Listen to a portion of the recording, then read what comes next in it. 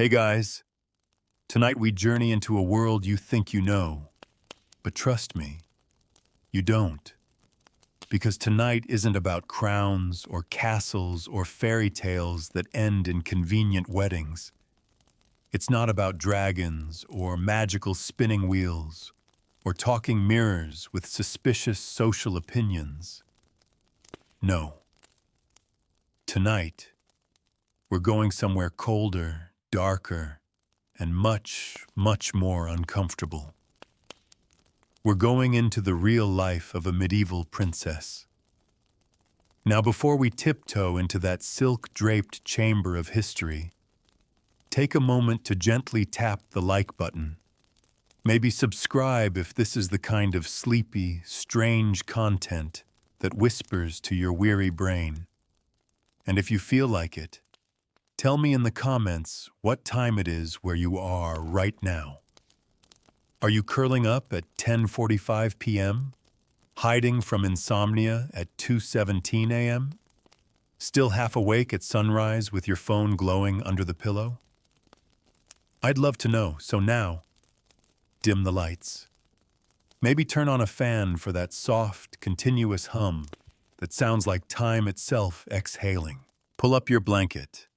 Shift into that perfect, almost weightless position, and let's slip together into tonight's story, tonight's journey, what a medieval princess's life was really like.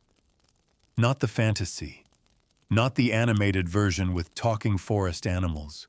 This is the real deal.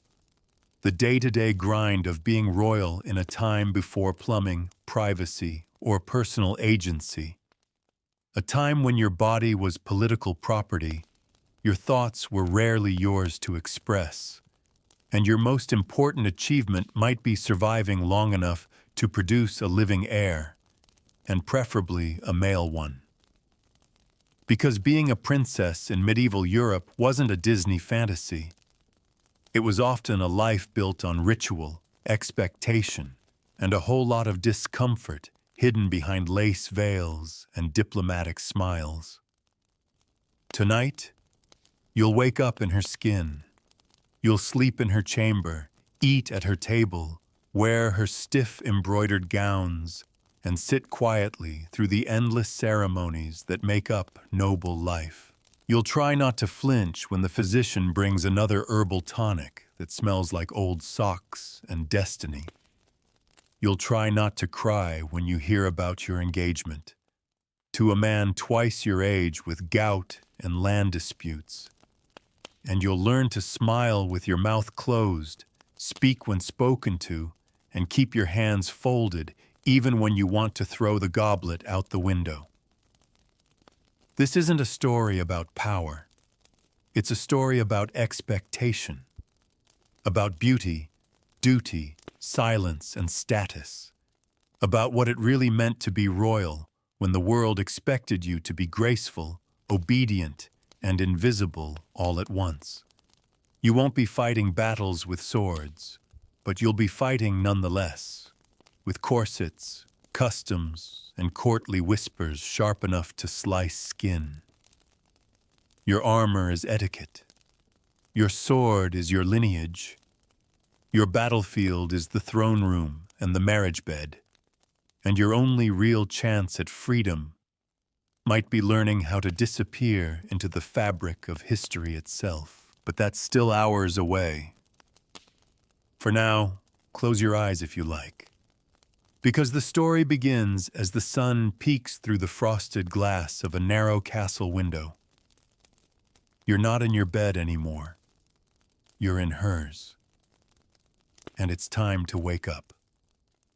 What it feels like to wake up as a medieval princess.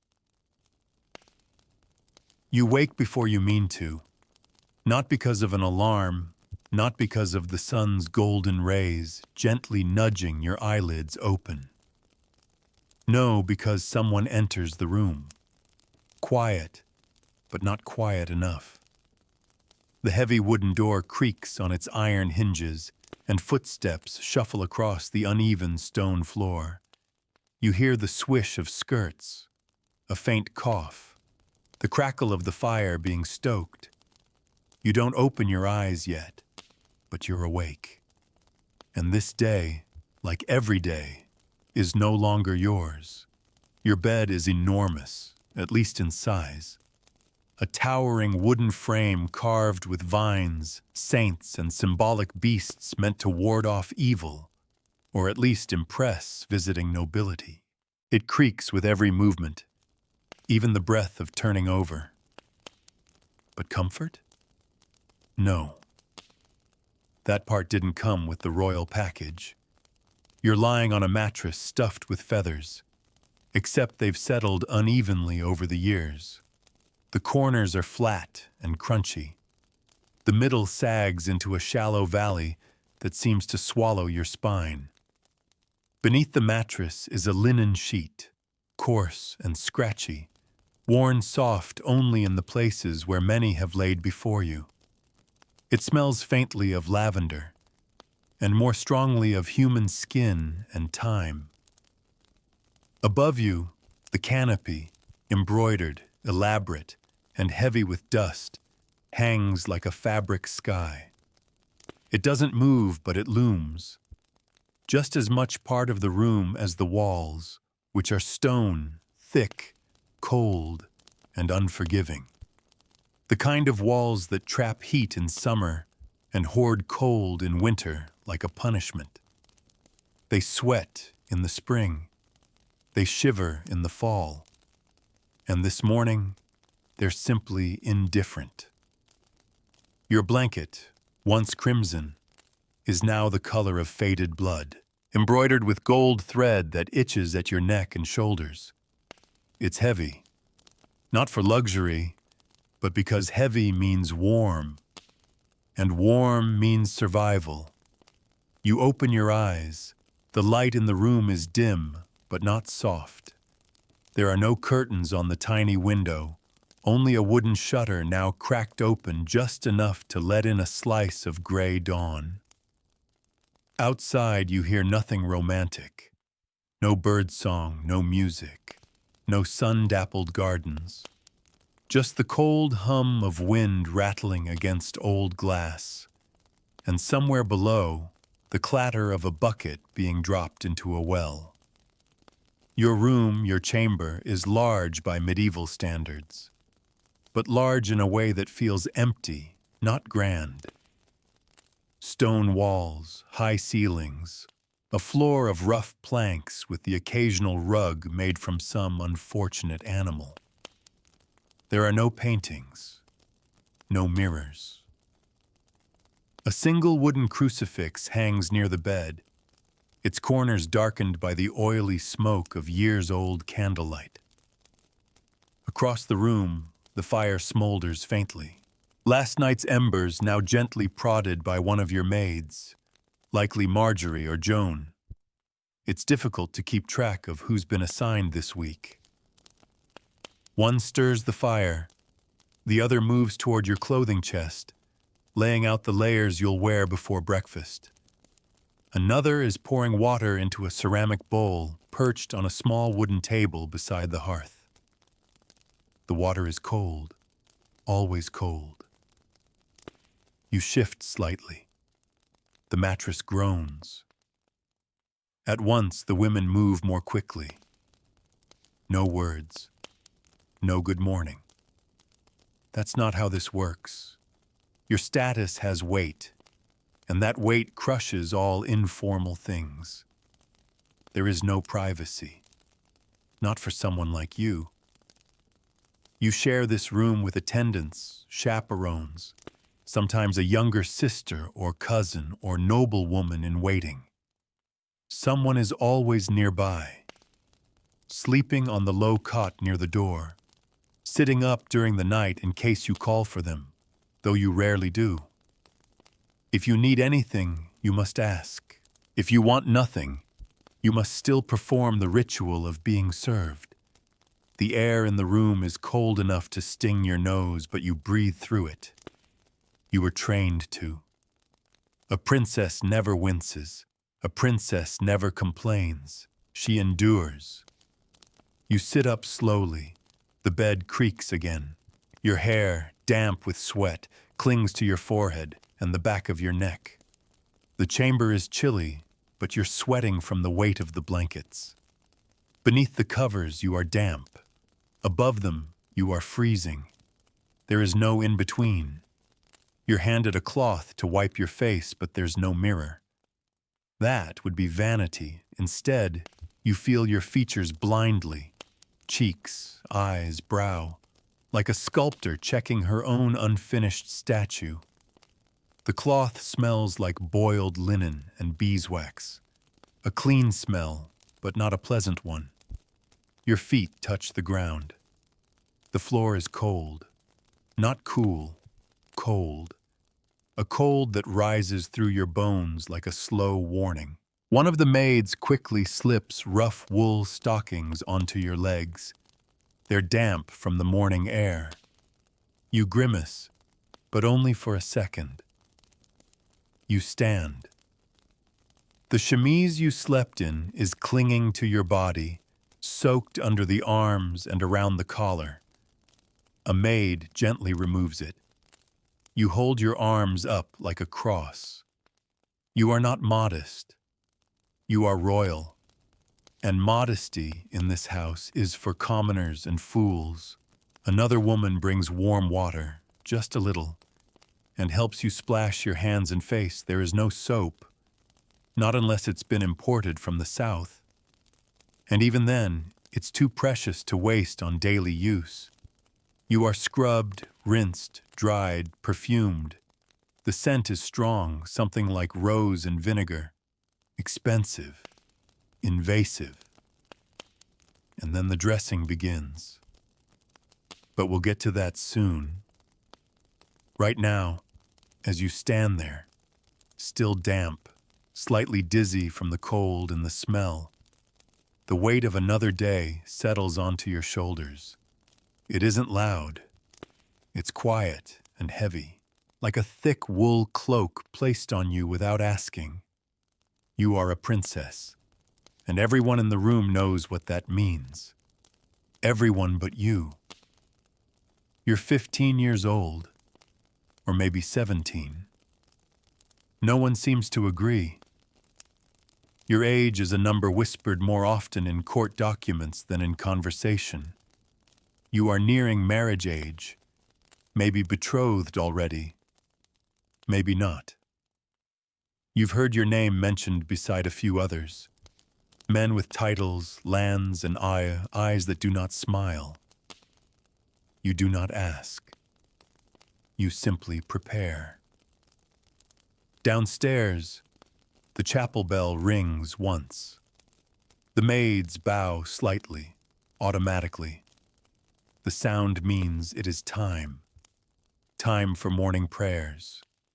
Time for the slow, ceremonial march into another day of obedience, obligation, and the stiff, breathless ballet that is noble life.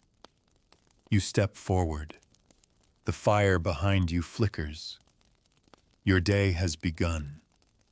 Breakfast as a medieval princess. Clean enough to be presentable.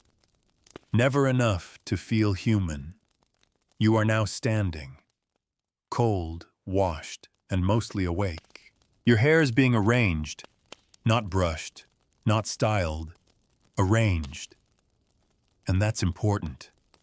Because for someone like you, even strands out of place can be interpreted as laziness, or worse, defiance.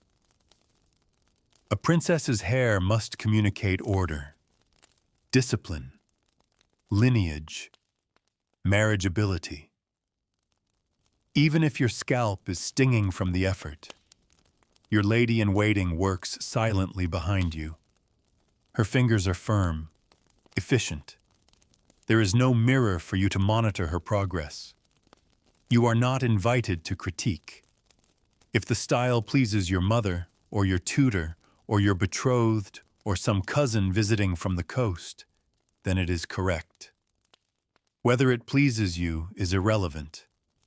As your hair is twisted, braided, or wrapped beneath a silk veil, your thoughts drift toward something that should be simple. food.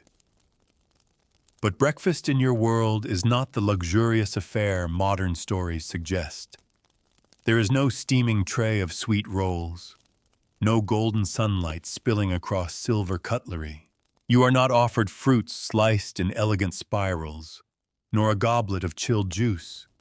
You eat what you are given when it is served, and with all the enthusiasm of a woman trying not to faint in her corset. Your first meal comes not in a dining hall, but here, at your personal table near the hearth, still inside your chamber. You do not eat alone. Your nursemaid, your chaperone, and at least one other noblewoman will be present, because you must always be seen, always evaluated, always supervised. The food is brought in on a wooden tray covered in cloth. It is warm, but only barely. The walk from the castle kitchen is long, and your comfort is not the cook's priority.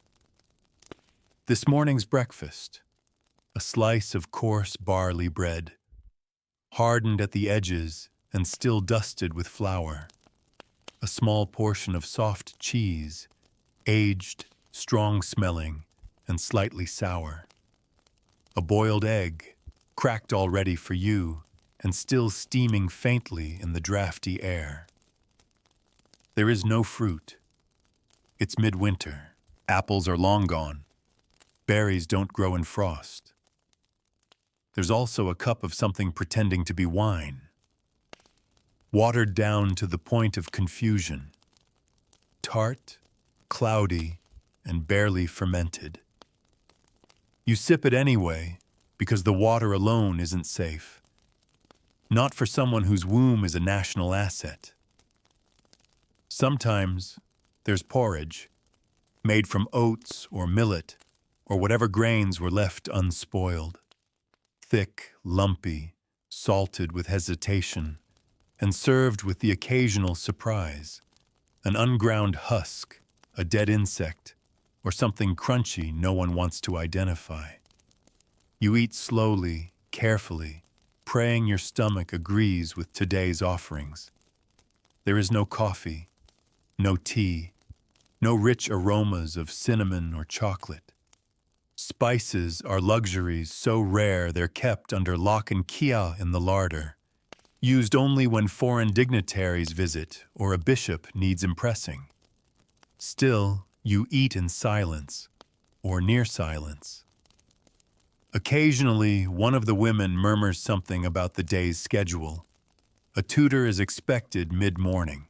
Your mother has requested your presence in the solar. There is embroidery to finish. A letter from your future husband's steward may need your signature, though no one will let you read it fully. Legal Latin is for men. And then, of course, there's Mass. So you chew the stale crust of your bread with a dignity you've been trained to fake. You dab your mouth with a cloth. You do not lick your fingers. You do not ask for more. Hunger, like nearly everything else in your life, is something you're expected to manage privately. When the tray is removed, your hands are washed again, this time with rose water, a rare indulgence, but diluted to the point of near invisibility. A bowl is held beneath your fingertips. A servant pours the water slowly over your palms. It's still cold. You flinch just a little, then glance sideways to see if anyone noticed. They did. Next comes the mouth. There is no toothbrush, no paste, no mint. Instead, a cloth soaked in wine or vinegar is offered. You dab it against your teeth, your gums, your tongue. Some days you chew on a small stick of sweet birch or licorice root. Other days, a mixture of powdered sage and salt is pressed into your palm to rub across your molars. It tastes like pain and patience. Your breath, they say, should smell of virtue. You're not sure what virtue smells like, but today It smells faintly of cheese and whatever your gums are doing beneath the surface. Your face is wiped again. A thin layer of oil, perhaps almond or beeswax based, is applied to your cheeks to fight the cold. Makeup is discouraged, at least officially. Too much rouge and you're immodest. Too little and you're sickly. The balance between beauty and suspicion is razor thin. Your nails are cleaned with a small ivory pick. A touch of lavender powder is pressed into your collarbone, though it quickly fades under the weight of wool and velvet. Hygiene for a princess is mostly performative. You must seem clean, smell clean, be clean enough. But bathing is rare. The tub, when it is prepared, is a wooden half-barrel dragged into your chamber by servants and filled with buckets of hot water one trip at a time. By the time it's full, the top layer is warm, the bottom frigid. You'll sit in it for a few minutes, guarded by privacy screens and watched by women who pretend not to stare, then scrubbed gently with linen and lye. It dries your skin. It burns your eyes, but it removes the worst of the week's dust. Today is not a bath day. Today is a perfume day. Powder, oil, and the assumption that royalty doesn't sweat. Outside your narrow window, a bell rings again. You know the hour by the sound. Not time for leisure. Time for ritual. You stand. The meal is forgotten. The cloth is folded. The tray disappears. Your fingers are cold. Your lips are dry. You smile anyway, because next is dressing, and nothing makes you more aware of your body, your role, and your station in life than being wrapped in 12 layers of obligation by hands that have no choice but to obey. But for now, the food is gone, the hygiene complete, the rituals performed, and the day, like your body, is no longer yours. The princess and the prison of silk. Getting dressed is not a moment. It is a ceremony. You stand in the center of your chamber, arms raised slightly, not too high, not too low, while your attendants approach with the first layer. A linen shift, soft with wear, but never truly clean. It clings to your back where the cold air has kissed the sweat from your skin. It itches already. Then come the layers, not clothes. Layers. First, a chemise. Longer than your shift, lighter than your future. It's meant to absorb sweat and protect the garments above from your very human body. That's the secret of noble fashion. Nothing touches the skin unless it's washable, and very little is. Next, the kirtle. A tight, sleeved underdress, usually laced up the sides. Yours is made of heavy wool dyed in a shade of blue that only someone with titles can afford. Lacing it takes time. The fabric resists, stiffened from months of storage and weeks of starching. It cuts into your ribs when you breathe, which, you're told, is a sign of good posture. You don't complain. Another layer follows, this one more decorative. A surcoat, maybe, with embroidered sleeves that hang uselessly below your wrists. They're not meant for use. They're meant for presence, to display wealth, to make you look like you belong in a fresco, not a kitchen. If your hands are cold, too bad. If your range of motion is compromised, congratulations. You're appropriately noble. Over that? A girdle, not the undergarment. A belt, woven, jeweled, decorative, It pulls everything inward, upward, forward. It doesn't hold up anything except the image. By now, you're struggling to lift your arms. Your breath comes shallower. You feel the press of your ribs against seams that were sewn by someone who's never worn them. The weight of the clothing is real, more than 10 pounds of fabric hanging from your frame. You feel it in your spine, your hips, your knees. But this is the cost of dignity. You are laced, pinned, straightened. You are tucked, dusted, and perfumed again, just in case. Finally, a veil is draped over your hair, fastened in place with pins made of bone or brass, or if you're lucky, silver. It's long, heavy, and slightly greasy with old oil and ceremonial repetition. You are now dressed. You are, by all accounts, ready. But ready for what? That's rarely clear. You don't choose your clothes. A princess's wardrobe is curated by ladies, stewards, and sometimes political advisors. If a visiting envoy arrives from a rival duchy, you may be dressed in that duchy's colors, as a show of respect or a subtle reminder that you are, technically, eligible. Your own opinion? Irrelevant. And shoes? Don't even hope for comfort. They are made of leather so stiff it could hold its shape without a foot inside. Pointed at the toe. Buckled or tied. No arch support. No softness. If your toes cramp by mid-morning, so be it. If your heel blisters, walk softer. Pain is a teacher, and in this house pain is polite. If it's winter, you might be given a cloak, fur-lined but still drafty, heavy but not warm enough. If it's summer, you'll sweat until the embroidery on your bodice begins to smell like vinegar and wilted roses. Either way, you are not meant to feel comfort. You are meant to represent it. And what of your home? The castle is grand, yes, but in the way that tombs are grand. Cold, impenetrable, full of echoes and expectations. The hallways are long, dark, and full of eyes. Tapestries hang from the walls, not just to show off your family's wealth, but to hold back the cold. They don't succeed. The wind still sneaks through every crack in the stone.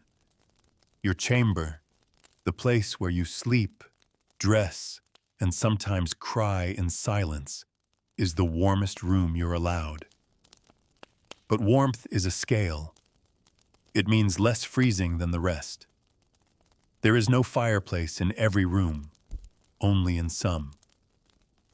And even then, the firewood is carefully rationed. Wood is expensive, and so is labor. So sometimes you sit in your grand carved chair beside a cold hearth, wrapped in 5 layers of silk and 1 veil of frost, pretending not to shiver. The floors are not carpeted. They are bare wood, or worse, stone, covered in rushes, straw, herbs, whatever was nearby. Changed only occasionally, and only scraped out if the smell becomes a problem. The rushes crackle under your feet. They hide filth. They muffle footsteps. They harbor fleas.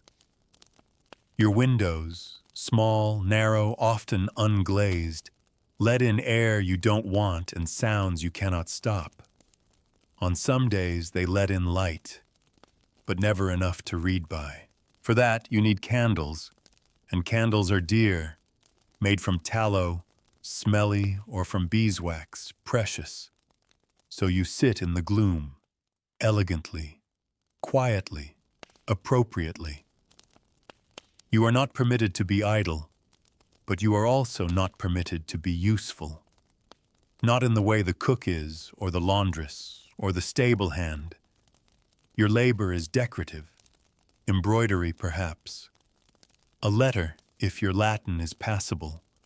Harp practice, silent prayer, listening, always listening. The castle is noisy and yet always whispering. Servants scurry, guests murmur, feet echo down the stairwells, doors slam far away. Somewhere a dog barks, somewhere a child cries, somewhere a monk clears his throat and begins the morning psalm again. But you sit. You look out the window, not because you expect to see anything new, but because it gives your eyes something to do besides meet the gaze of the women tasked with managing your modesty. You are seen, but never looked at. You are watched, but rarely known. Because even in this fortress, built from the bones of ancestors and cold quarried stone, you are not at home. You are property, a future alliance, a symbol of someone else's stability. You carry your house with you, in the brocade on your sleeves, the wax seal on your family ring, the blood in your veins, and the shelter you receive in return is conditional, political, fleeting. The castle walls are thick, impenetrable, they say, but you've lived here long enough to know better. The draft always finds its way in. The work of a princess, quiet, endless, invisible. You are a princess, and yet your day is filled with work, not the kind that leaves dirt under your nails or sweat staining your tunic. No, your labor is quieter, polished, ornamental, but it is work nonetheless. Your job is to be the perfect woman in a world that keeps changing the rules. Let's begin. It is still morning. You've eaten. You've dressed. You've been cleaned, combed, scented, and laced into a garment stiff enough to stand without you. The day stretches before you, not empty, but pre-scripted, line by line, like a prayer you did not write. You are escorted to the solar, a warmish room in the upper part of the keep, where noble women spend their days when they are not being shown off or married off. It is called a solar because it sometimes catches the sun. Today it does not. The sky is the color of boiled linen, and the windows rattle with every gust of wind. You sit, and so begins your labor. Embroidery. Needlework is not a hobby here. It is a skill, a virtue, and a performance. You sew samplers, family crests, devotional icons, the borders of altar cloths, the edges of sheets that will never touch your skin. Each stitch is supposed to reflect patience, piety, and obedience. You are judged on your steadiness, your precision, your willingness to work in silence for hours without complaint. Your fingers already hurt. The needle is thin, the cloth stiff. One wrong poke and blood blooms into the linen, and you must start again. That's fine. You were raised for this. Your suffering must never stain the final product. Other girls work beside you. Cousins, companions, governesses' daughters. They're quiet too. Conversation is allowed, but only if it's modest and useful. You may discuss scripture. You may recite Latin verses. You may ask in low tones about someone's brother and whether his title has been confirmed by the king. You may not talk about how the fabric burns your fingers, or how your back aches, or how you long to just move. And you do. You long to run, to dance, to scream even, but instead you cross one leg over the other and stitch the outline of a lamb beneath a golden halo. You are embroidering salvation. By midday, your hands are sore and your eyes blur at the edges.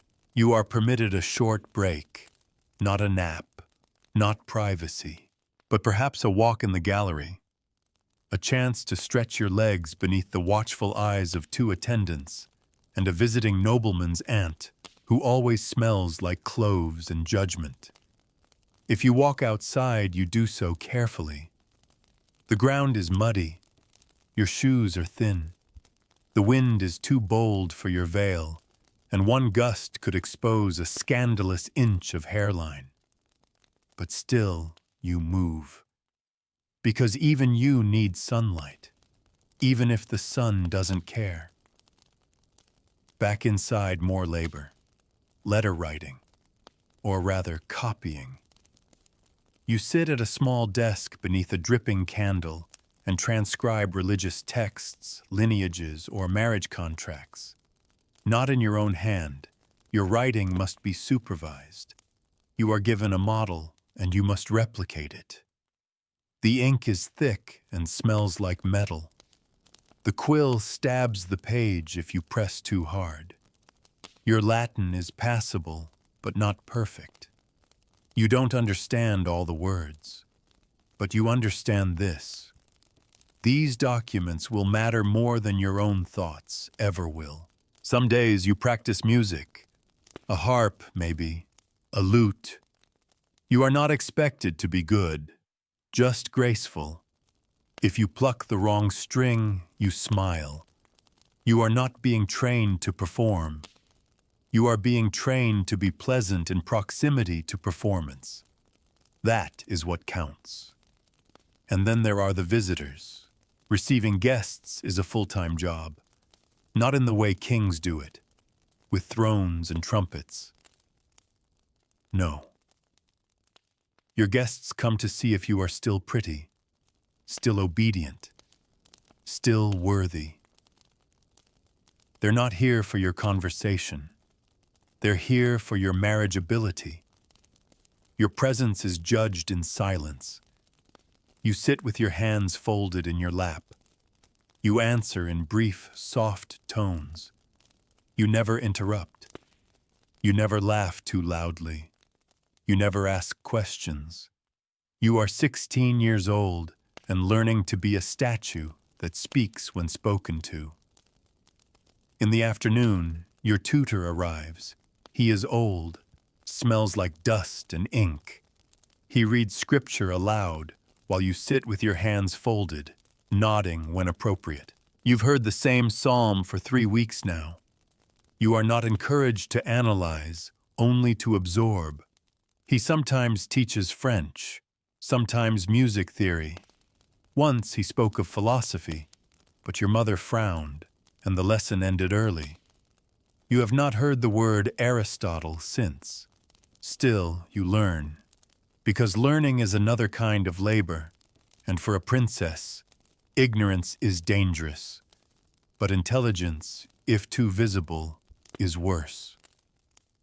If you are lucky, you might be allowed to supervise the household ledger, a parchment listing how many bolts of cloth were purchased this week, how much soap remains in the stores, how many hens were slaughtered for the upcoming feast. You may not make decisions, but you may observe and smile and take note. It is called training for queenship. But you understand what it really is. It is rehearsal for responsibility you may never be allowed to hold. And through all this, through the embroidery, the posture, the whispering, the cold floors and colder meals, you are watched. Not just by people, but by the idea of you. The image of the princess must never be seen working too hard, lest she seem too capable. But she must never be seen doing nothing, lest she seem useless. So you exist in this narrow corridor between invisibility and display. And what if you refuse? What if you let your stitches go crooked? What if you yawn in chapel? What if you ask to study poetry instead of the Psalms? The answer is simple.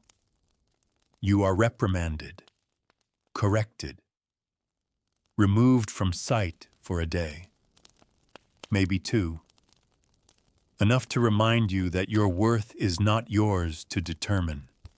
It belongs to the house that bore you and to the one that will buy you. So you work. Quietly, invisibly, endlessly. Because a princess does not labor in the fields. She labors in performance. And performance, as it turns out, is the hardest work of all. Living in the sight of heaven and the shadow of hell. You don't need to be told what day it is. You already know. Because every day in this world is marked not by the stars or the seasons, but by saints, rituals, prohibitions, and invisible rules you're expected to feel, like wind through stone. You're a princess, and that means more than bloodlines and betrothals. It means you live under God all the time, watched, judged, measured, even in sleep, especially in sleep. The church bells ring again. That's the third time today. It means something. Maybe the hour of terce, huh? Or maybe it's the feast day of some saint whose bones are stored in a gold box somewhere in France. You can't keep track. You're not meant to. The priest will remind you if it's important. This morning you were told not to smile too much. It's a feast day, yes, but for a martyr. Joy would be inappropriate. Your body should reflect solemnity, so you fold your hands just a little tighter, lower your gaze just a little more. Every mood has a liturgical tone, and make no mistake, this isn't about belief. Not really.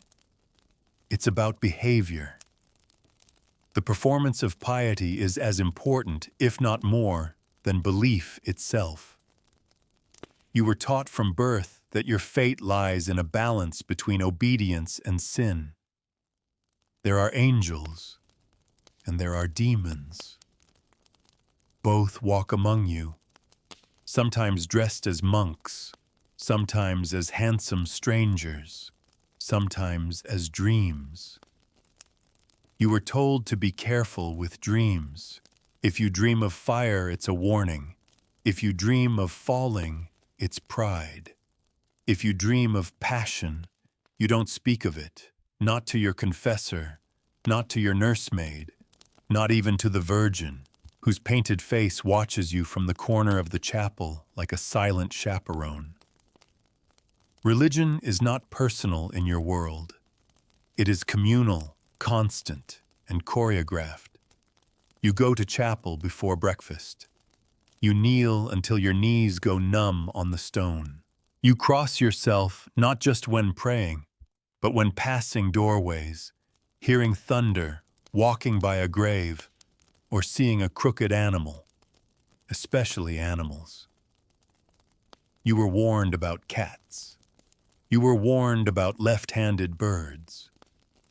Superstition, perhaps. But when a storm knocks out the chapel window on the same day a rooster crows at midnight, people don't ask questions. They light candles. They blame sin. They watch you a little more closely. Because in a castle, when something goes wrong, it must be someone's fault. And you are a young woman, which means you are always potentially guilty. You carry a relic pinned inside your sleeve, a scrap of fabric blessed by a bishop. You don't know if it's real, but it doesn't matter. It keeps the midwife happy. It keeps your mother calmer. It keeps the priest from speaking to you too slowly, as if you're in danger of slipping into heresy because your Latin conjugations are imperfect. On your 15th name day, you were given a rosary. The beads are ivory, heavy. You keep it near your bedside but rarely touch it. not out of disrespect, but out of exhaustion. You already pray with your posture, with your obedience, with the silence you wear like a second veil. Your sins are small, but carefully tracked. You once spoke during Vespers. You once laughed during a reading from the epistles. You once took 3 sips of wine before the official blessing was said. You confessed these things, all of them. Your confessor asked if you'd had impure thoughts. You said no. He asked again. You said no. He paused, then assigned 5 Hail Marys and warned you that Satan visits especially on feast days. You remember that now as you sit through Mass, eyes drifting upward toward the painted ceiling. Christ above, bleeding. The saints beside him, frozen in gold leaf agony. Your eyes burn.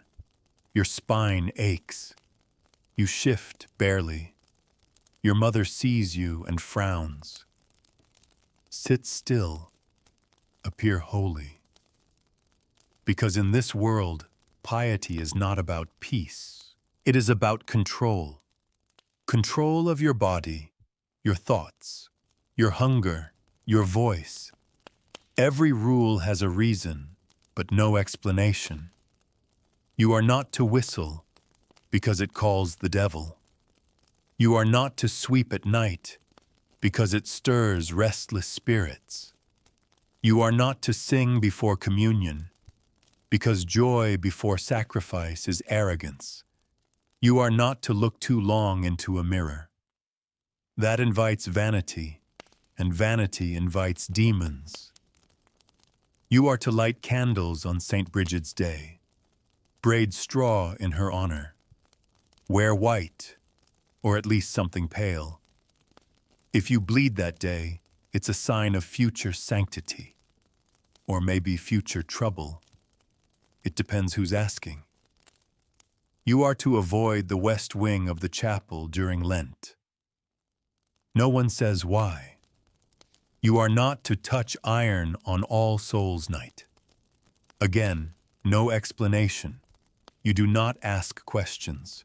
Questions are for monks and men with time, not for daughters meant to be beautiful and very slightly wise.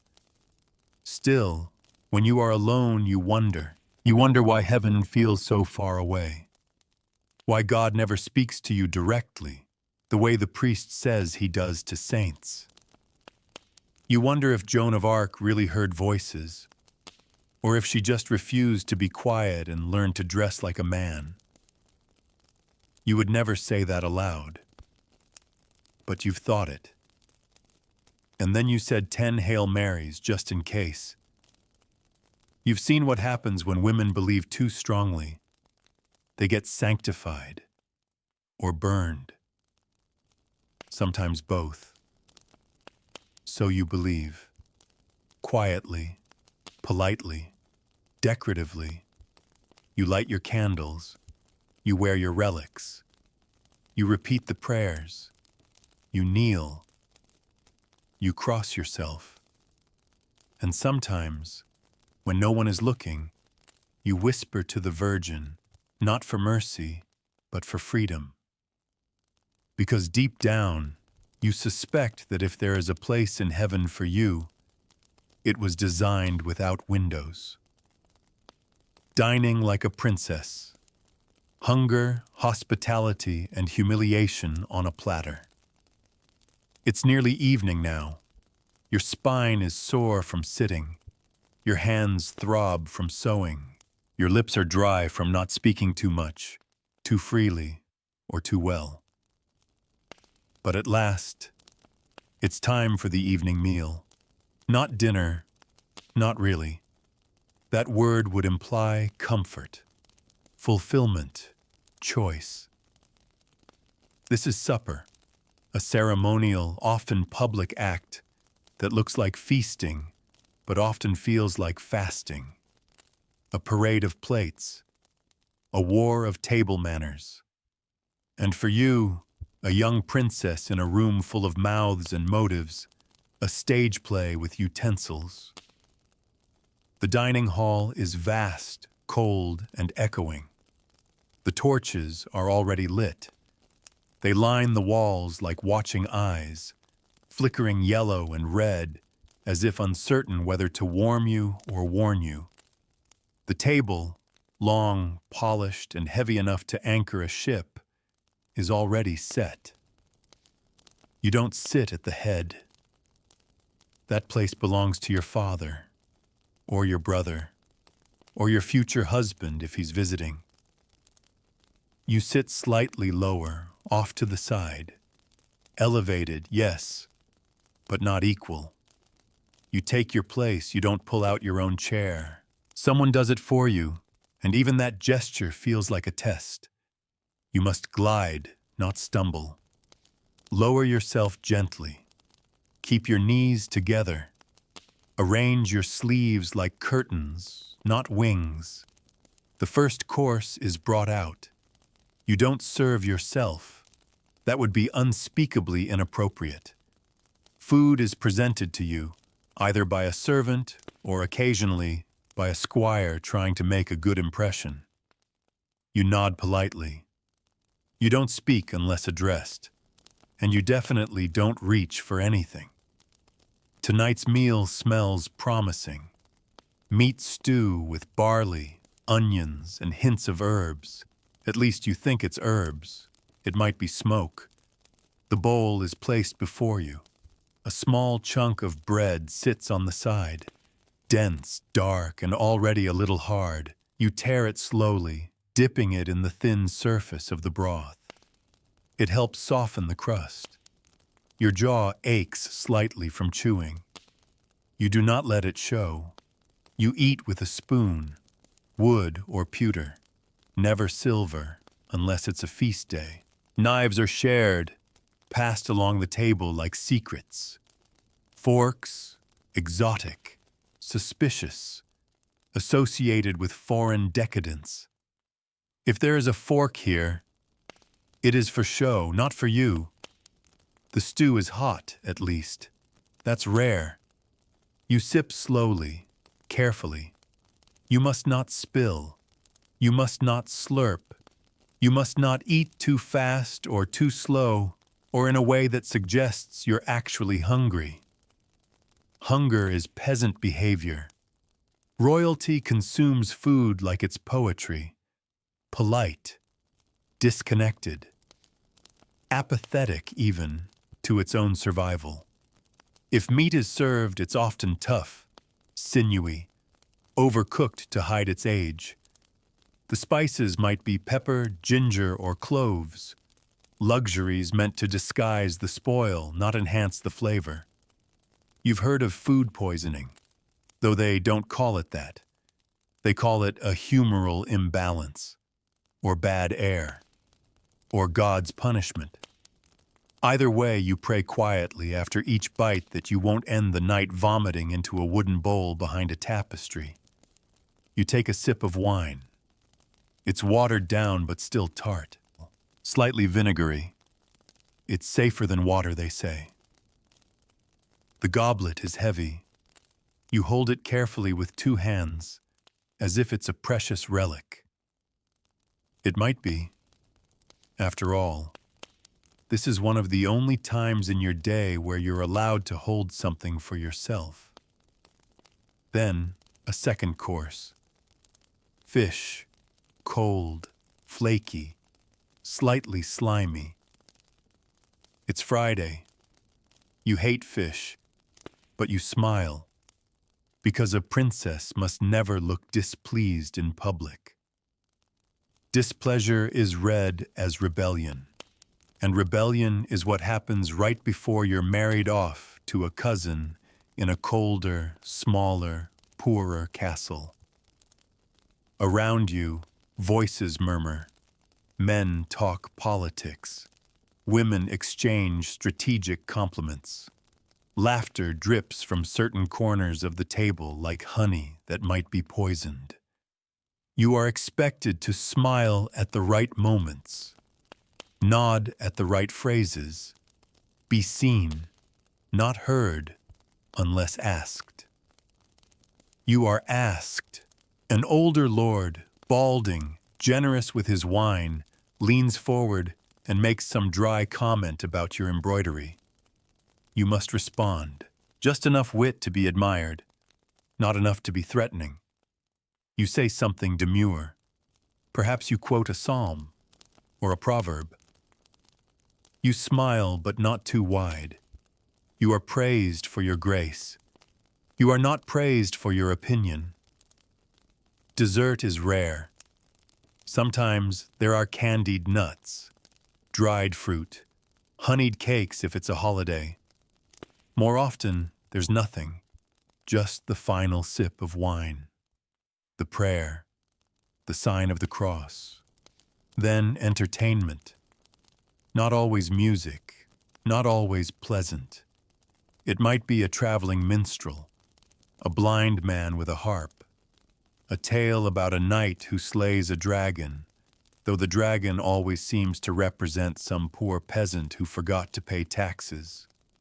Or worse, a woman who speaks too much. You clap politely. It might be dancing, though you rarely participate. Dancing is a spectacle, and your body, your feet, your posture, your smile, belongs to your reputation. If you dance too freely, it is noted. If you decline too often, it is also noted. Once you danced with the young lord visiting from the south. He complimented your hands. The next day, a servant told another servant who told your maid, and within a week, your mother was suggesting you wear gloves more often. You do now. Laughter rises around the room. Loud, bright, a little sharp. You laugh too, quietly.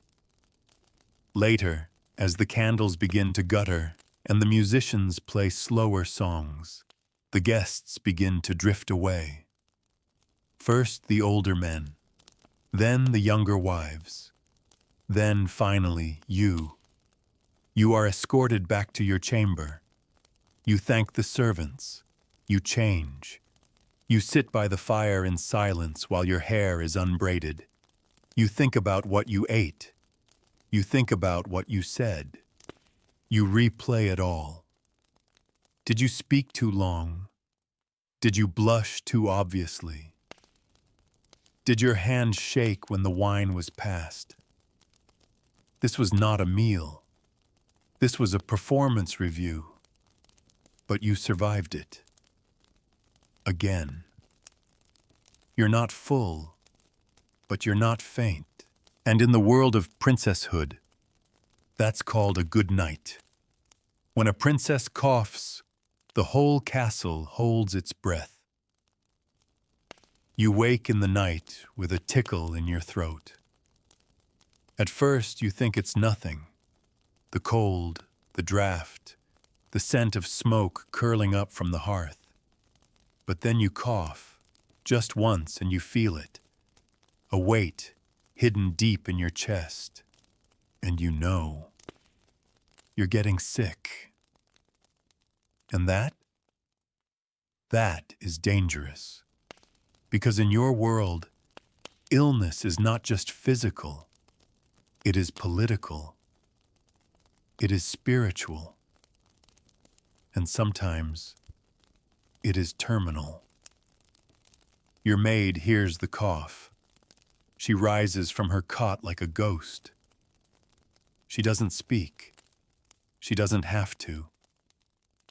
She lights a candle, squints at you in the flickering light, and disappears into the hallway. Soon, the physician will come. He will arrive with a box of tools that are mostly terrifying and rarely useful. A brass needle, a sharp lancet, a bundle of herbs that smell like wet wool and funerals. And he will say things like, imbalance of the humors, or excessive melancholy in the blood. You will nod because you have to, but you will understand none of it. Your body is not truly yours, remember. It is the vessel of your house's future. You are a princess, which means your health is a national concern. When you sneeze, it is not just a bodily function. It is a possible omen. When you faint, the priest comes before the physician. And when you bleed in ways that are not scheduled or sanctioned, letters are sent. Now, you sit upright in bed, wrapped in a shawl that smells faintly of vinegar. The physician has arrived. He does not look at you. He looks through you, at your hands, your tongue, your eyes. He asks if you've had chills. You have. He nods solemnly, as if that confirms something terrible he already suspected. He draws blood, not because it helps, but because it's what is done. The lancet pierces your arm, and warm red drops gather into a ceramic bowl. You feel lightheaded, but you do not flinch. Because a noblewoman must never flinch, not even at her own undoing. Later, he leaves a syrup behind. It's thick, sweet, laced with opium or wine or both. You sip it slowly. It does nothing for the illness, but it makes the night shorter. And in that, there is mercy. Illness in the castle is feared like fire. You've seen it before. The cook's son, once rosy-cheeked, gone in 2 days from what they called the flux. A squire who collapsed at morning prayers and never stood again. A merchant's daughter sent to the convent when she started coughing blood, because no one wanted to bury another child in the winter frost. And once, when you were younger, your own sister. A fever, a rash. The smell of herbs and prayers thick in the air. You remember the way her lips turned blue. You remember your mother kneeling beside her, not praying, but bargaining. With God. With fate. With anyone. She lived. But she never walked quite right again. So now, each time you sniffle, you listen closely. To the whispers, to the footsteps outside your chamber, to the creak of the door. Because you know how quickly health can become history. Medicine, such as it is more faith than fact. You are given infusions of strange roots, some boiled, some burned, some wrapped in cloth and pressed against your chest. A charm is hung over your bed. A dried toad is sewn into a pouch and hidden beneath your mattress. Holy water is sprinkled on your sheets. You are told to avoid red meat, or to eat only red meat, depending on which monk they've asked. The midwife insists on wormwood. The priest says it's your soul that needs purging. The cook recommends garlic and rest. And the washerwoman quietly suggests it's the fault of the maid who looked at you sideways last Tuesday. Everyone is sure, and everyone disagrees. If your condition worsens, there will be fasting. Not for you, for everyone else. Fasting is meant to appeal to heaven. Your mother will stop eating. Your maids will stop speaking. The entire household will tiptoe through the hours like they're walking around your grave before it's dug. And if you recover, it will be a miracle, a testament to the Virgin, or the relic, or the fact that someone lit the right candle in the right church on the right saint's day. You will be praised for your endurance, not because you were strong, but because you survived correctly. And if you don't, well, you will become a story, a lesson, a warning whispered to younger girls in colder rooms. Don't linger in the garden after dusk.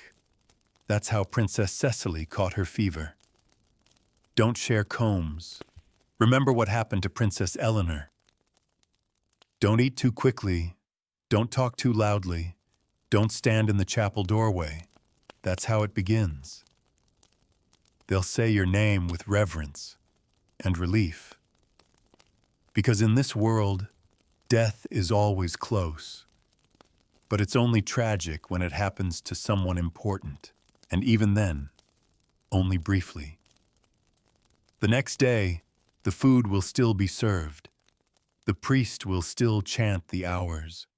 The steward will still balance the ledger. Your bed will be aired out. Your gowns redistributed. Your portrait moved to the Hall of Remembrance, just below the tapestries and just above the mice. And someone else will be called princess. But tonight, you're still here. You drink the bitter syrup. You cough once, twice, you close your eyes. And you pray, not for health, not even for mercy. You pray that if you're going to die, they let you die as yourself, not as someone's daughter, someone's contract, someone's legacy. Just you, soft, cold, human. The hidden burdens of a princess, wombs, work, and who gets to matter. In your world, being a princess means being precious, but not in the way you'd hope. You are not precious like a poem, or a memory, or a person. You are precious like an heirloom, kept safe, displayed, not handled too much, not allowed to tarnish, and most of all, used when politically convenient. You are, by design, a vessel. You've known this since you were old enough to watch the midwife carry a crying newborn from the servant's wing to the chapel, where the baby would be named, if lucky, or buried if not. You are not supposed to ask questions, but you listened. You always listened. You know that your value is measured by your womb, not your words, not your kindness, not even your bloodline, impressive as it may be, because what good is lineage if it doesn't continue? So everything you do is in preparation for that moment when your body is no longer entirely yours. You've never been told what childbirth feels like, but you've heard screams, not once, not twice, often, sometimes from the guest wing, sometimes from the servants' quarters, and once from the other side of your own wall. You were 11. The woman's cries turned to silence sometime after midnight. By dawn, her child had lived, but she hadn't. They say it was God's will. But you've learned that God's will is suspiciously selective in who survives. Still, you practice, not for birth, not yet, but for motherhood, which in this world begins long before you ever hold a child. You are expected to be calm, nurturing, modest, wise, even though no one teaches you how to be these things. You are surrounded by women, yes, but most are like you, tired, quiet, trained to nod instead of speak.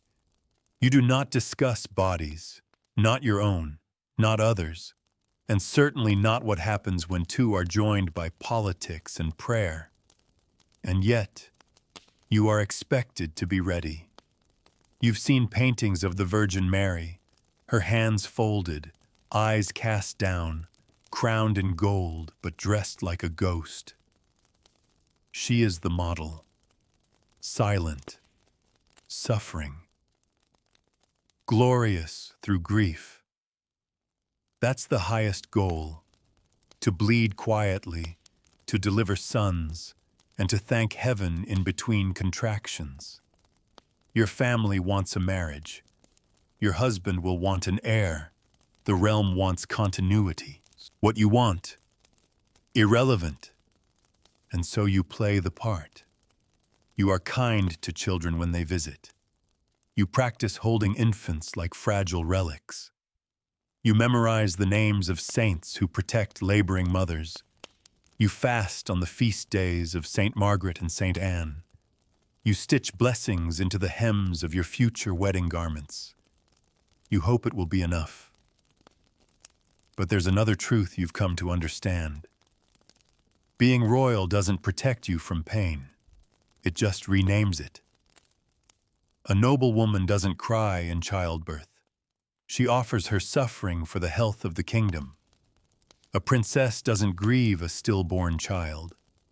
She endures it with fortitude and tries again and again and again. Because even if you survive once, you may not survive the seventh. Your mother has lost 3 children. Your aunt, 2. Your cousin bled for 2 days and nearly died before the priest arrived, with the relic that may or may not have saved her. You ask her about it once. She laughs, not with humor, not with disbelief. She says, "Pray it's a boy the first time." Then she changes the subject. Children in this world are holy, sacred, and short-lived. No one says it aloud, but everyone is waiting to see if your future child will live past the first winter, past the first fever, past the first curse whispered by a jealous cousin or suspicious monk. You are expected to love them immediately, fiercely, unquestioningly, but also to let go at a moment's notice. If your son dies, you must not rage. If your daughter dies, you must not collapse. If they live, but weak or sickly or slow, you must pray harder, not complain, because it must be your fault. It's always the mother's fault. Women in the castle know this. Whether they're royalty or washerwomen, they carry the same burden, survival through silence. They are the backbone of the household, the keepers of secrets, the bearers of pain. They do the work no one writes about, raising, feeding, cleaning, waiting. Some whisper, some cry behind closed doors, some go mad. Your maid hasn't spoken in 3 weeks, not since her child died. She keeps working, eyes blank, hands steady. She braids your hair without tremor. But you see it, the grief packed behind her ribs like kindling, waiting. Your mother tells you she'll recover, but you're not sure. There are no therapists here, no books on grief, no rooms to scream in. There is only prayer and more work. Even your own childhood is shaped by duty. You weren't raised with toys. You were raised with tutors. You didn't chase butterflies. You chased approval. You didn't cry in front of others. You cried into pillows, then apologized for the stains. Now, children visit the castle sometimes. Noble cousins, ambassadors' sons, girls with strange accents and even stranger clothes. They run down the corridors. They touch the tapestries. They laugh with their mouths wide open. You envy them, but you do not say so, because they will be sent home and you will stay. Here, practicing motherhood in silence, waiting for a husband you don't yet know, preparing for children you haven't yet met, praying you survive what comes next. Because in this world, being a woman is labor, and being a princess, It's just labor that smells like roses and ends with a title on your tombstone. Where power whispers, eyes watch, and even silence can be a weapon. It's late afternoon. The chapel bell rings again. Vespers is near, but before that comes the part of the day everyone pretends not to dread. The hour when people start to misbehave. It's subtle, of course, at first. In the morning, things are orderly. That's when people are watched. That's when they're on their best behavior. After lunch, after the stew and the wine and the slow heat of the fire seeps into their bones, they forget themselves. And in a castle, forgetting yourself is dangerous. You sit now in the solar again, a bit more tired than before, pretending to read while the women around you murmur. Your embroidery rests unfinished in your lap. One of the younger ladies is weeping quietly. Her tears are mostly silent, but the sniffles betray her. You don't ask why. You already know. Her brother has been accused of something, or her marriage negotiations have failed, or she's simply afraid. That's enough, really. Fear is currency here. It's passed hand to hand with smiles. You've heard it all before. The steward is skimming food from the stores. A maid is pregnant. Someone's son gambled away the family dowry. A letter was intercepted. A nobleman was caught where he shouldn't be. A priest drank too much and saw the devil in his stew. Afternoon is when secrets crack open like eggs, and the yolk gets everywhere. As a princess, you don't officially take sides, but unofficially? Every expression, every word, every pause between phrases becomes part of a larger network of loyalty. You smile at the wrong person. You're part of a faction. You look too long at a new visitor, and someone whispers that you're considering him for a husband, even if you aren't, even if he isn't. A servant brushes against you while delivering cloth to your lap, and for a moment you see it, the bruise on her wrist. She bows too quickly and leaves. You say nothing. What can you say? She belongs to someone richer than you, more powerful than you, someone who smiles like a father but rules like a storm. The castle is not a sanctuary. It's a cage made of etiquette and gossip. You walk down the corridor later, flanked by your attendants. You're going to the chapel to light a candle, not because you want to, but because you must be seen doing something devout, something gentle. A noblewoman passes you, nods too slowly. Her eyes linger, not kind, not cruel, calculating. You know that look. She's measuring your worth, or your fertility, or the curve of your waist beneath the newest gown. And behind her eyes, a ledger, titled, "Who Deserves What?" If your future husband delays his proposal, she'll be ready. Back in the hall, a quiet argument is unfolding between two knights. It looks like a disagreement about hunting rights. It sounds like one.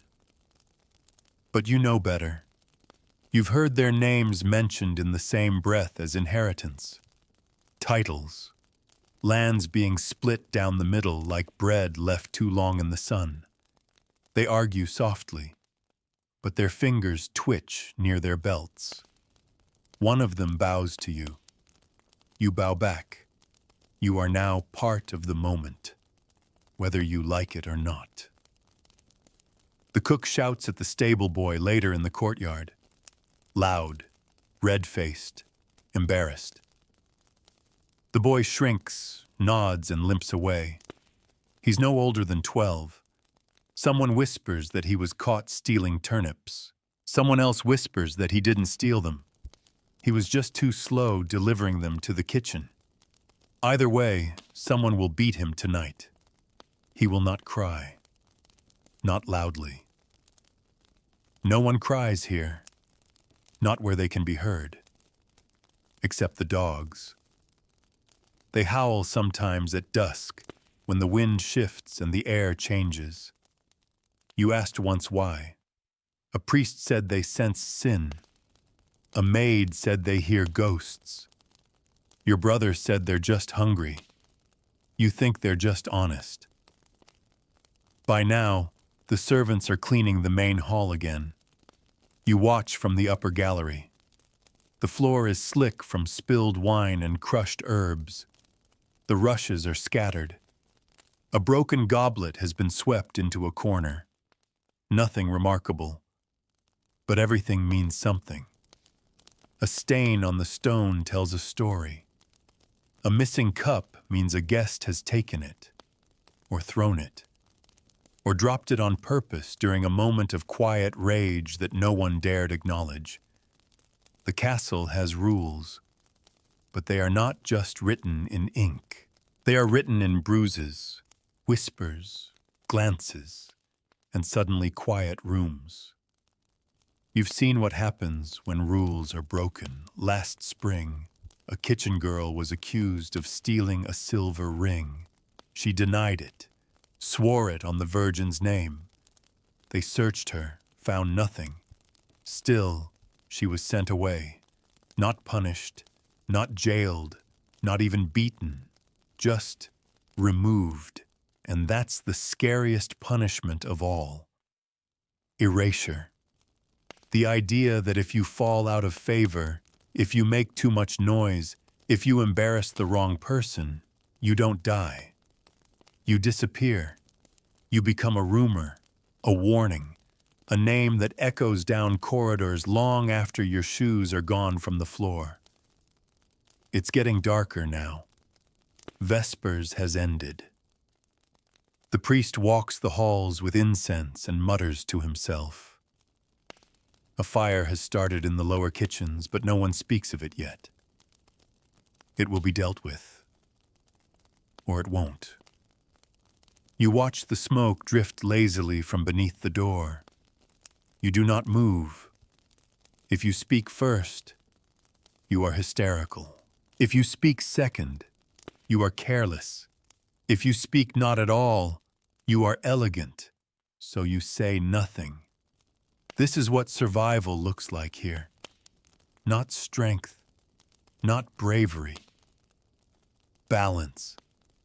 A delicate, terrifying balance. Between being seen and being suspected.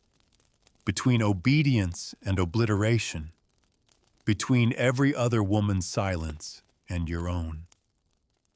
When the torches burn low and everything waits to be lost. Night falls slowly, not like a curtain, but like a shadow rising from the earth, seeping up the castle walls, dripping into corners, bleeding under doors. It swallows the color from the tapestries. It hushes voices. It sharpens every creak, every whisper, every breath. You sit by the fire now, wrapped in wool and silence. The chamber is lit by only 2 candles. One flickers. The other leans half-melted, pooling wax into the saucer beneath it, like a clock that's had enough of time. Your hair is being braided for sleep, slowly, carefully.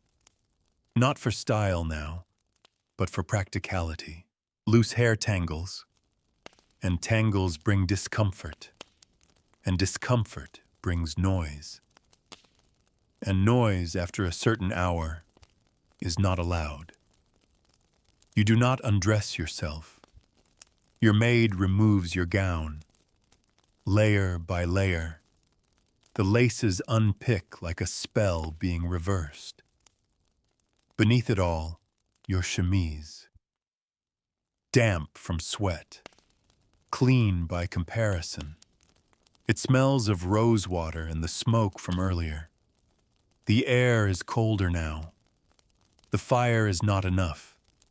You feel it in your fingers, your feet, your breath. The bed has been prepared. Heavy blankets, warm stones beneath the covers, a charm pinned to the headboard, a ribbon sprinkled with salt. These are not luxuries. These are precautions. Because night is when things go wrong. Always. The castle sleeps in theory, but in truth, it waits. The guards outside doze in shifts, hands on hilts, ears tuned to silence. Servants tiptoe, chambermaids whisper. The priest walks the halls with a candle, muttering prayers you can't quite hear through the stone. You ask once why he walks alone each night. They tell you he's listening. For what? No one says. But you suspect you already know. Because death, in your world, doesn't knock. It drifts. You've heard the stories. Everyone has. The child who died in her cradle, perfectly healthy the day before. The nobleman who choked in his sleep on his own tongue. The maid who wandered out to the well and was never seen again. The priest who was found smiling, eyes wide open, rosary clutched so tight it cut into the bones of his hand. And then, of course, the fever. The one that swept through last year. Quiet at first, then not. They say it started with a cough in the lower kitchens. Within days, 3 scullery boys were gone. Then the seamstress. Then your cousin. Then the steward's wife. The halls smelled of herbs and wax for weeks. Doors closed. People vanished. The chapel bells rang until the ropes snapped. You survived, this time. But the smell of rosemary still makes you sick. Now, as you lie down, you listen. Not to voices, but to sounds. The wind howling in the chimney. The pop of sap inside the firewood. The whistle of something. Maybe the draft, maybe not, beneath the bed. You were told never to let your feet dangle off the mattress. Never to look beneath it at night. Never to sleep with a mirror in the bed. Old rules, rooted in something older. You ask your maid if she believes in such things. She says no, then leaves a small cross under your pillow. You smile and do not ask again. Because belief is not always about truth. It's about insurance. The castle groans with age. The roof beams shift. Rats scratch in the walls. Somewhere a dog barks once, then stops. You've seen the torches go out all at once. You've heard laughter echo in an empty room. You've smelled violets where no flowers grow. And you've felt, more than once, a cold hand on your shoulder when no one was behind you. You tell yourself it was a dream. You always do, even when you're not asleep. Sleep comes slowly. Your bed is warm now. Your body aches. Your head pulses with too many thoughts and not enough peace. You recite the prayers you were taught, the ones meant to protect, to comfort. You forget half the words. No one corrects you. The moonlight is weak tonight. Your window looks out over the courtyard. You see no one, but you know they're there. The night watch, the stable hands who never sleep, the girl who cries behind the woodpile, the prisoner in the lower cell, locked away for something Anna will name. You don't ask questions, not after dark, because in this castle, night is a rumor, and every rumor begins with a closed door. Sometimes you dream of fire, of running, of standing in the chapel covered in blood and unable to speak, of holding a baby that turns to ash, of dancing with a man whose face is blank, of walking through the halls and seeing your own self sitting in the chair by the fire, smiling gently as you pass. You wake sweating. You do not scream. Screaming is forbidden. Your maid, asleep on her cot, doesn't stir. You lie back, eyes open, waiting for the dawn. Because this is the part of princesshood no one paints. Not the gowns, not the feasts, but the waiting. For footsteps, for illness, for a message at midnight, for a shadow that turns out to be something more. Because here, in this life, death is not the end. It's just the guest you pretend not to see sitting in the corner of your room. You survived the day, and that, more than anything, was the job. You're still here. The fire has burned low. The embers are soft now, red and pulsing, like the last thoughts in a weary mind. Your room is almost silent, except for the faint shift of wood in the ceiling, the far-off rustle of rushes as a servant turns in her sleep, and the quiet creak of your own bed when you finally exhale. You've made it through the day. And in this world, that's the victory. Not beauty, not praise, not power. Survival. Because the truth is, being a medieval princess isn't about luxury. It's about endurance. No matter how beautiful the tapestries, no matter how intricate the gowns, or delicate the veils, or golden the goblets, none of it ever really belonged to you. Not your body, not your hours, not your future. You were a name on a scroll, a signature on a treaty, a possibility in someone else's plan. And if you played the role well enough, if you stayed silent, stayed soft, stayed still, you were called graceful. And if you didn't, you were replaced, erased, turned into a cautionary tale whispered to your younger cousin by the same nursemaid who once brushed your hair. But tonight, you survived.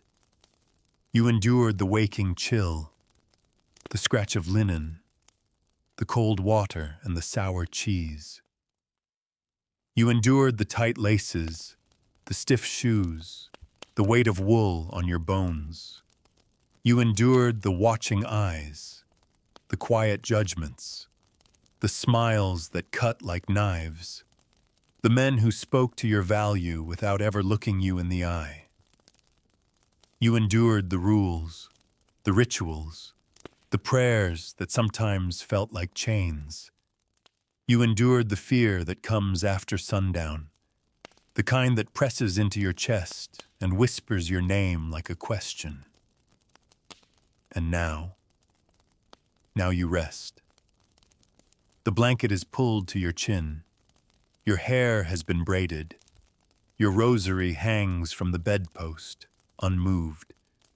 The charm under your pillow is warm from your breath. You close your eyes. Not quickly, not easily. Sleep doesn't come that way here. It never has. But eventually, your body stops bracing. Your fingers unfurl. Your knees unbend. Your lips stop rehearsing polite responses for the morning. You let go. The veil lifts. And just for a moment, You are not a princess, not a bride-to-be, not a vessel, not a responsibility. Just a person, a girl, a breath, a small, warm thing in a very old bed. It's strange, isn't it? To live a life surrounded by luxury and yet never really know peace. To have silks and sapphires and titles, and still envy the barefoot girl in the village who sings while carrying firewood. Because at least she sings. You were told your silence was noble, sacred, desirable. But the truth is, it was survival. You weren't allowed to scream or sob, or laugh too loudly, or dance without permission, or love without consequences. But tonight, in your bed, with your bones aching and your thoughts softening like candle wax, you are allowed this. Sleep, and perhaps in sleep you'll dream, not of husbands or altars or babies wrapped in crested cloth, but of green fields, open windows, wind that doesn't carry judgment, of a voice, your own, speaking freely, not sweetly, not carefully, but truly. And when morning comes, you'll open your eyes again, and you'll rise, and dress, and obey, and smile and perform, because that's what princesses do, but not yet, not now. Now, you drift. Now, you let go. Now, you remember that you don't live in that castle anymore. You're here, in a warm bed, in a quiet room, where you are not property, where you are not a symbol, where no one is watching to see if your hands are folded or if your veil has slipped. Here in this moment, you are safe. No chamberlain will knock on your door. No message will arrive from Rome. No priest will ask what's in your thoughts. You don't need permission to breathe, or to rest, or to let the last thread of this long, heavy day unravel gently into sleep. So tonight, as your breath evens out, and the imaginary fire fades to soft gray, remember this. You don't have to wake up in her bed, or wear her gown, or swallow her silence. You don't have to be a princess in a world that was never built for your comfort. You're here, warm, safe, free. So sleep now, and sleep well.